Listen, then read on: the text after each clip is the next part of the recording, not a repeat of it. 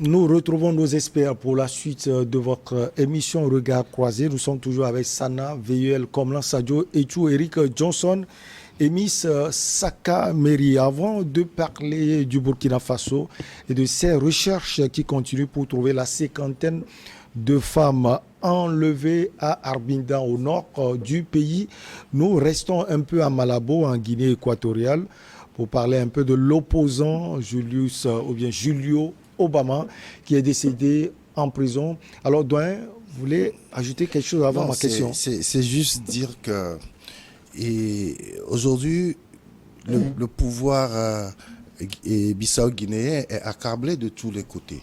Et donc, il va falloir que ce pouvoir-là démontre effectivement que cet opposant-là est décédé à l'hôpital des suites d'une maladie.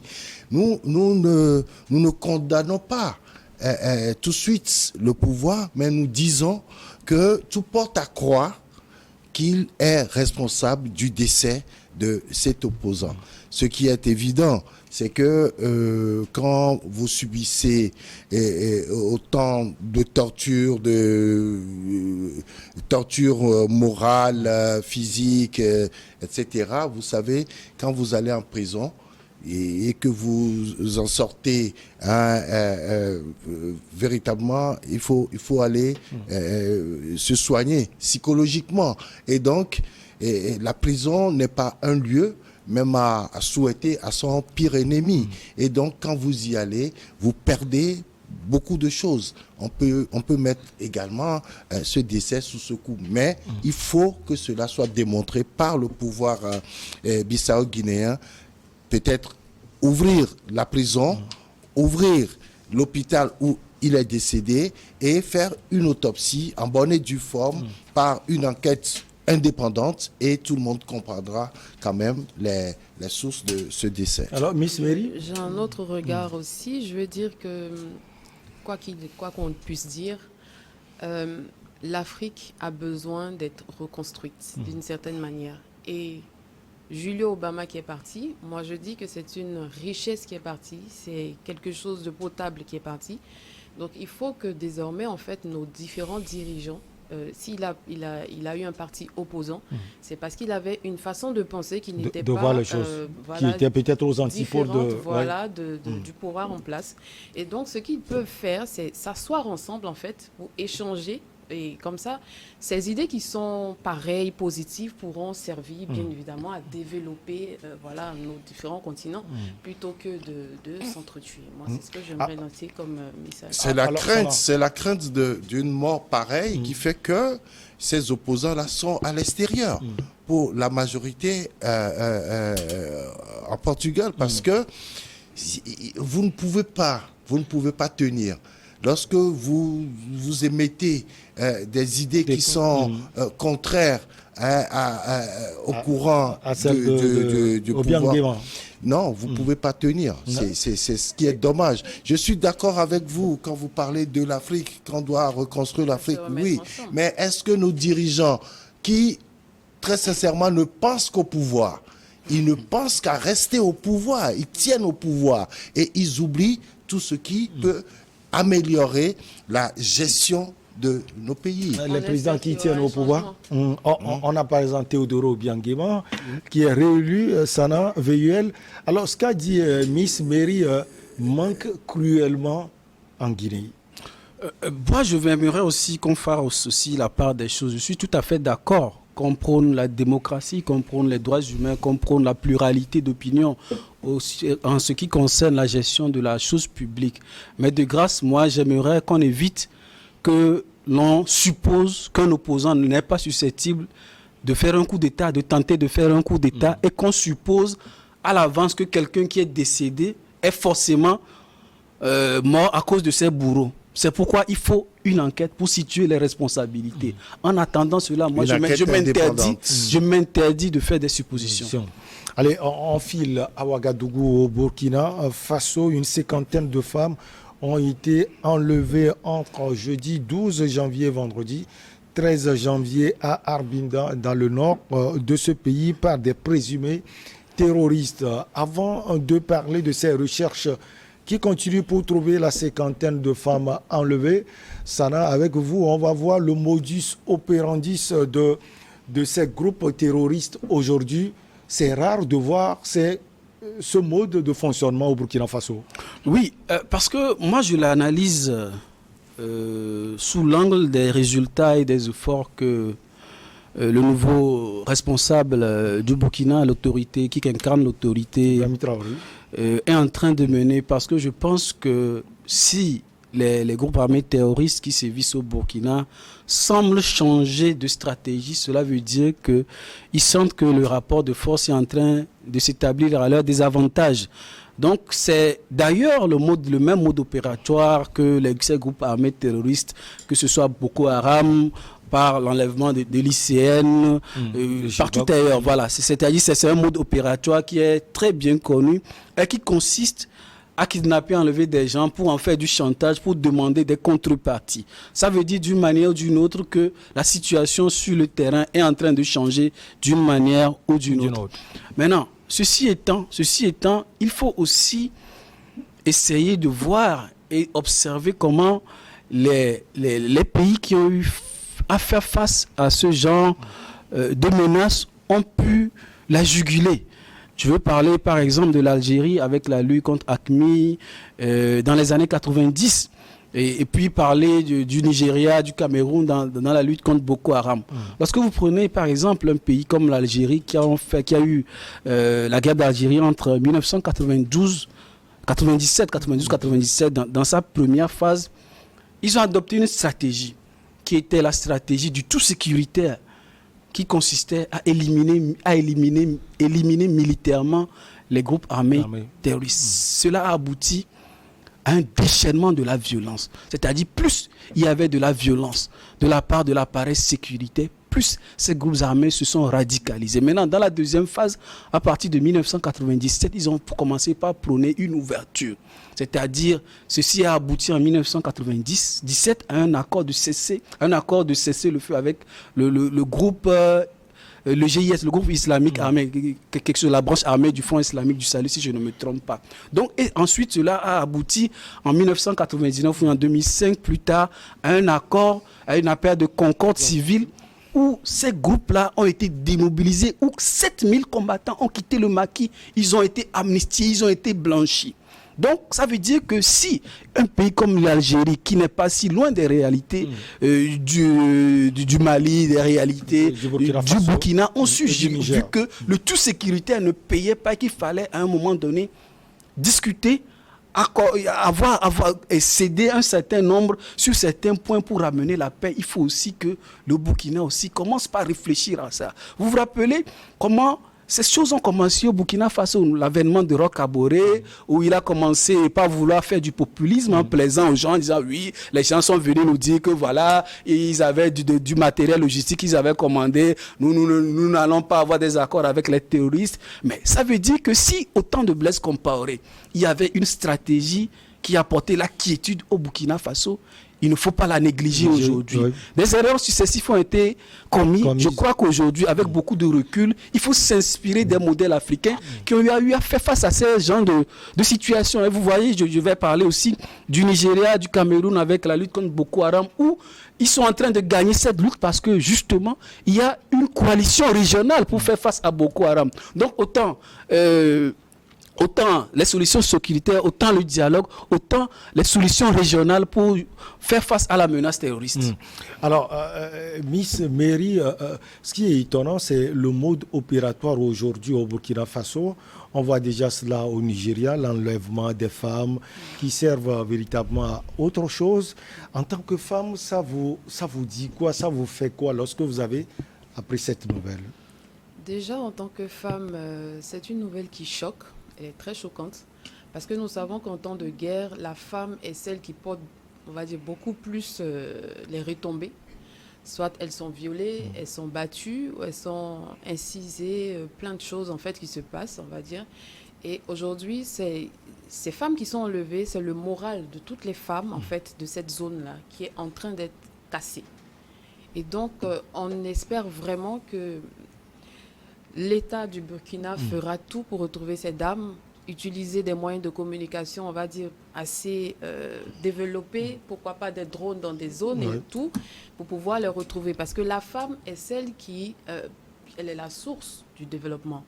Ça commence déjà par la famille. Ça commence, bien sûr, ça commence par la famille. Je suis d'accord, parce que le plateau s'est développé.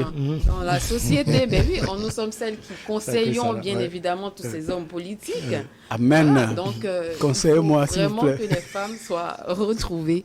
Sinon, ça va vraiment porter atteinte à la géographie. Alors, c'est une zone qui est complètement coupée du pays. Hein. Cette zone fait partie des 40% occupés par les groupes terroristes. Oui. Le nord, il faut dire, Eric Johnson, que le nord est occupé totalement par ces groupes. Alors, comment les recherches se feront? Est-ce que les autorités pourront retrouver ces femmes? Mais déjà, si vous n'arrivez pas à avoir accès à cette zone, vous ne pourrez pas retrouver ces femmes. C'est la logique. Hein. Mais ce que je crois que nous avons toujours dit, quels sont ces gens qui font la guerre à l'État burkinabé? Au Mali, on a trouvé la source. Au départ, c'était les Touaregs. C'est eux qui voulaient avoir quand même une certaine autonomie parce qu'ils estimaient qu'ils étaient totalement marginalisés. Quand on dit ici, on dit ils sont des Togolais entièrement à part. Donc, ils étaient des Maliens entièrement à part. Et donc, à partir de cette considération, ils ont voulu avoir une certaine indépendance, une autonomie, et ils ont voulu faire une guerre de sécession. Et c'est ça qui a engendré, avec tout ce que nous connaissons en Libye, qui a amené ce djihadisme dont nous parlons. Parce qu'il a été très facile de les enrober dans ces groupes terroristes-là, et ça a occasionné tout ça. Mais est-ce qu'au Burkina, on connaît la source, justement? Au Burkina, on se pose la question. Est-ce que ce sont ces groupes-là qui agissent aujourd'hui au Burkina Faso? Il faut qu'on détermine cela. Mais si ce sont des Burkinabés, je rejoins Sana dans sa proposition. Vous savez, aujourd'hui, nous sommes au XXIe siècle. Je le répète parce que je pense que tout peut se régler par le dialogue. Par le dialogue. Quelle que soit votre force militaire, quel que soit tout ce que vous détenez comme arme, mais vous êtes obligé de discuter avec les forces d'en face. Quand je prends le cas des États-Unis au Vietnam, ils sont partis parce que les États-Unis sont une puissance militaire mondialement reconnue, mais ils sont partis tout simplement parce que les Vietnamiens ont commencé par s'organiser en guérilla. Et donc là, ce sont les autochtones. Ils connaissent bien le terrain, ils connaissent les autres, ils viennent, ils agissent, ils fuient. Mais là, si les États-Unis voulaient gagner au Vietnam, il y aurait un carnage total. En Afghanistan, ils sont partis. En Irak.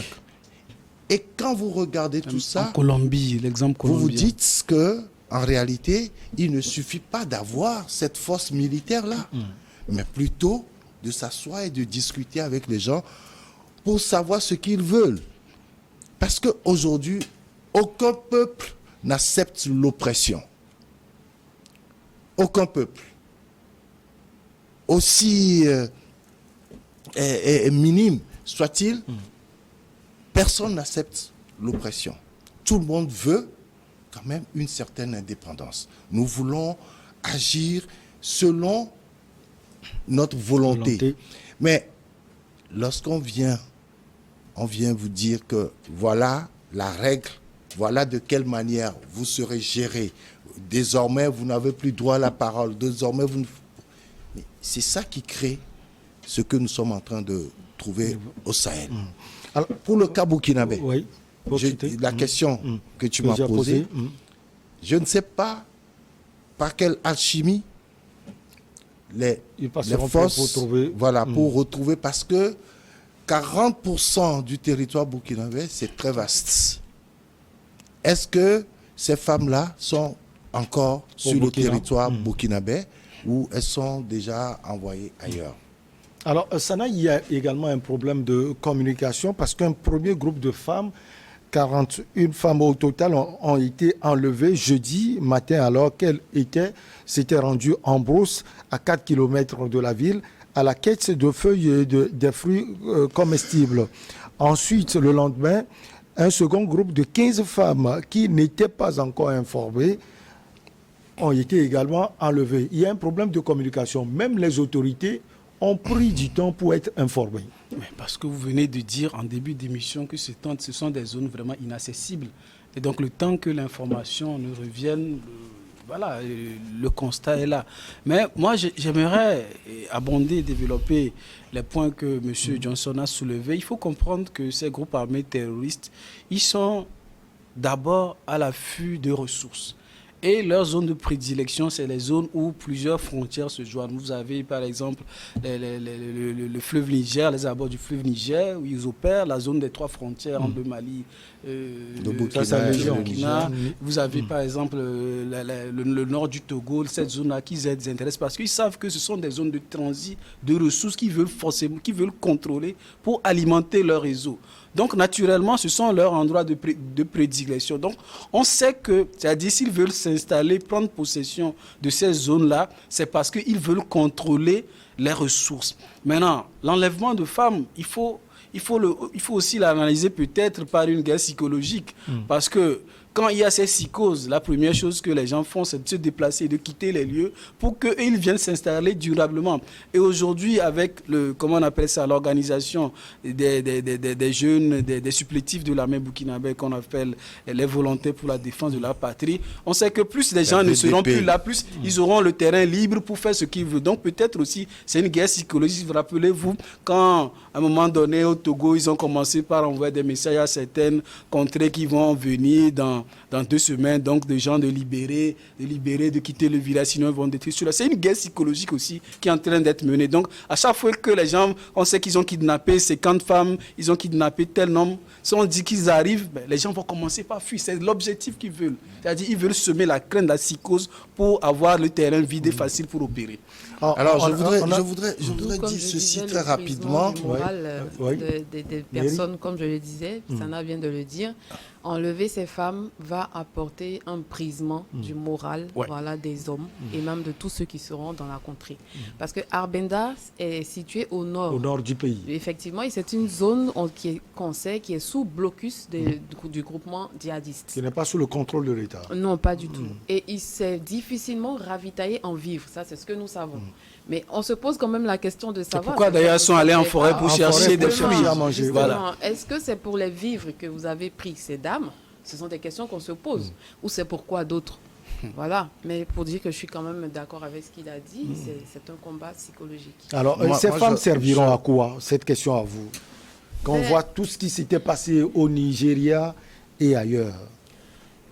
Franchement, je n'ose pas affirmer ici ce qu'elle pourrait subir. Mais comme j'ai dit, la question c'est est-ce que vous nous avez enlevés parce qu'on avait des vivres avec nous, encore si elle les avait pendant qu'on les avait kidnappés, ça nous ne le savons pas. Est-ce que c'est pour ça?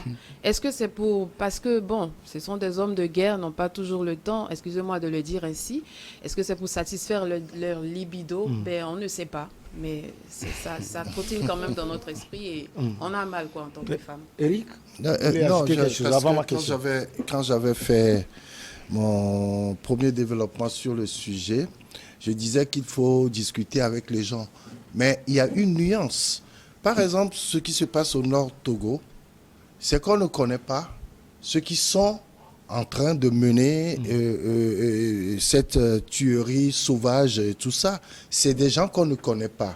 Ce n'est pas des groupes organisés du Togo, mais c'est des gens qui viennent de quelque part pour venir opérer et repartir. Et donc, avec ces gens-là, il n'y a pas d'interlocuteur. Donc, on ne peut pas négocier avec ces gens. Mais, par contre, au Burkina, il y a un groupe.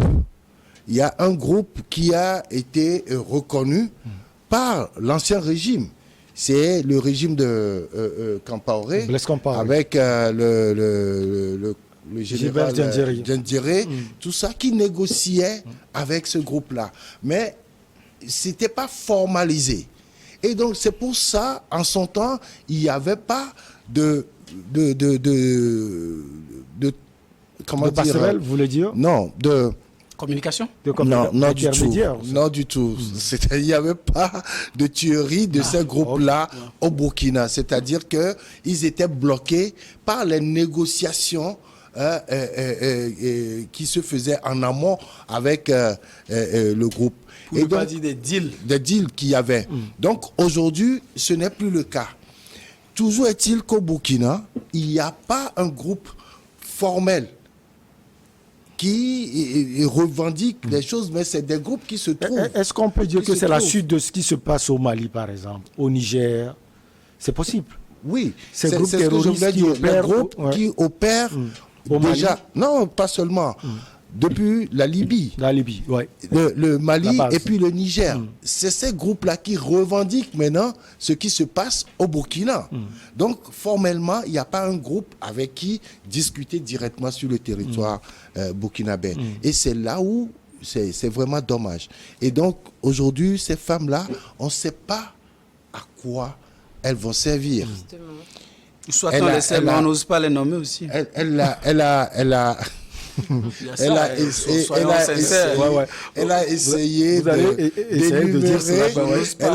essayé d'énumérer certaines choses. Oui, on peut s'entendre sur cela, mais la guerre psychologique qui est menée depuis le territoire malien, c'est ça qui continue au Burkina. Et je crois que avec ça, si les hommes paniquent, c'est-à-dire que les djihadistes prennent encore du terrain, automatiquement. Même l'armée, parce qu'aujourd'hui, il y a une division au sein de l'armée même. Pas seulement une mauvaise organisation, il faut le dire. Alors, si la femme n'est pas là, l'homme panique, comme M. Eric vient de dire, n'est-ce pas? Je suis d'accord à 100%. Alors, Sarah, les autorités burkinabées peuvent compter sur qui, par exemple, pour aller trouver ces femmes? Vous savez, comme je l'ai dit, la réponse à ces problèmes, tout d'abord, c'est une adaptation des solutions au contexte. Une adaptation s'inspirer de ce qui a été fait ailleurs et, bien entendu, compter sur la coopération internationale. Moi, ce que je trouve quand même inquiet lorsque j'évoque la coopération internationale, c'est parce que avec certains accords que certains pays sont en train de lier avec d'autres partenaires, avec des partenaires qui ne sont pas des partenaires historiques, avec toute la communication, excusez-moi, un peu belliqueuse qui s'ensuit, on comprend aisément que cette coopération internationale pour faire front contre le terrorisme est déjà difficile. C'est déjà difficile. Donc, je pense qu'il faut dépoussiérer cela pour aller à l'essentiel. Si aujourd'hui, on parle de moins en moins de Boko Haram au Nigeria, on parle de moins en moins de Boko Haram au Cameroun, c'est parce qu'à un moment donné, ils ont compris l'intérêt de mutualiser leurs efforts. Et quand bien même la menace de Boko Haram n'est pas nulle, c'est-à-dire ils sont aujourd'hui en position de faiblesse. Donc il faut comprendre que la lutte contre le terrorisme, ce sont des groupes armés qui se partagent le Sahel, qui communiquent entre eux, ils commettent leur forfait ici, de l'autre côté ils se retrouvent de l'autre côté de la frontière pour se cacher, etc. etc. Donc je pense que s'il n'y a pas cette coopération militaire pour faire front contre ces groupes armés terroristes, la lutte est perdue d'avance. Et bien entendu, il faut explorer toutes les voies pour dialoguer quand le dialogue est possible. Parce que, comme je l'ai dit au préalable, si l'Algérie a pu faire face à Al-Qaïda au Maghreb islamique, c'est qu'à un moment donné, ils ont compris que la stratégie sécuritaire n'était pas suffisante. Il fallait aussi joindre aussi bien la stratégie sécuritaire et le dialogue avec ceux qui veulent discuter. Comme ça permet de mobiliser, de démobiliser les combattants et voilà, de leur vider de leur substance. Alors, Miss Mary Saka, on voit véritablement des risques de guerre civile dans ce pays. L'ancien ambassadeur de France au Burkina Faso, Luc Allan, a parlé de cela. Il y a également l'opposant Maître Herman Yameogo. Lui, il a parlé de génocide. Quand on voit ces faits, même question presque à vous, qui peut aider aujourd'hui le Burkina Faso à sortir de cette situation? Nous savons tous que quand nos différents pays africains sont en difficulté ou en crise, ils sollicitent leurs alliés. Donc, qui peut aider aujourd'hui le Burkina Faso? On va demander au Burkina de voir parmi ses alliés qui. La Côte d'Ivoire serait, pourquoi pas. Ça va dépendre du président de la Côte d'Ivoire. Mais qui pourrait vraiment les aider, que ce soit sur le plan de la communication, parce que comme quand je dis communication, comme on l'a dit tout à l'heure sur le plateau, il n'y a pas vraiment, la zone du Nord est difficile d'accès pour le pouvoir en place, selon ce qu'on constate. Donc il faut un moyen de communication, il faut penser à un plan de communication vraiment très développé. S'il faut utiliser des drones, on sait que ça coûte cher. Donc parmi ces alliés-là, voir qui pourrait les soutenir financièrement et bien sûr s'ils ont besoin d'autres matériels. Voici un peu. Allez, on va marquer la pause pour le journal. On vous retrouve juste après pour la suite.